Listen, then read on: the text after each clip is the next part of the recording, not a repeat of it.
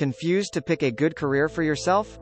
Because in many cases, it's the ickiest set of yearnings to really go for, because the fears of this tentacle aren't scary in an immediate way, they creep in out of the background over time, and because the personal tentacle is always at risk of getting bowled over early in your career by the powerful animal emotions of the other tentacles.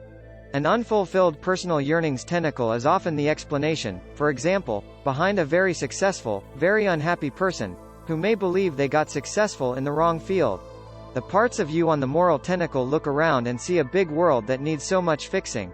They see billions of people no less worthy than you of a good life who just happened to be born into inferior circumstances. They see an uncertain future ahead that hangs in the balance between utopia and dystopia for life on Earth. A future we can actually push in the right direction if we could only get our other tentacles out of our way.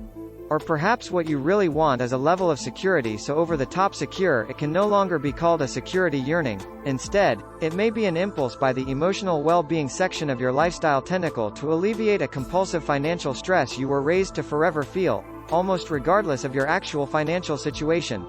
Once you have a reasonably clear picture of your yearning octopus, you can start doing the real work. Work that takes place another level down in your subconscious, in the basement of the basement. You've let someone else sneak onto your yearning octopus while you weren't looking. It's something you need to independently evaluate. Your time and energy are severely limited, so this is a zero-sum compromise. But when we examined the want box, it became clear that it's not necessarily based on what you actually want, it's based on what you think you want, what you're in the habit of wanting.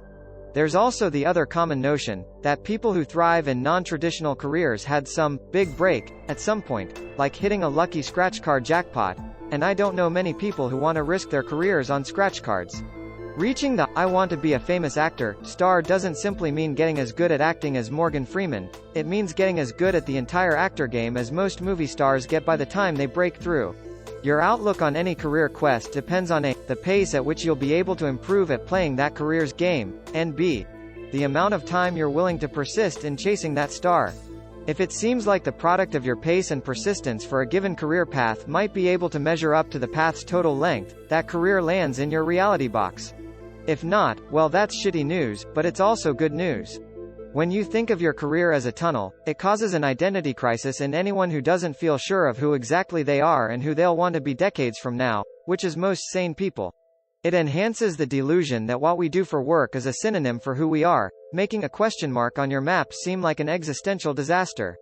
Thanks for watching.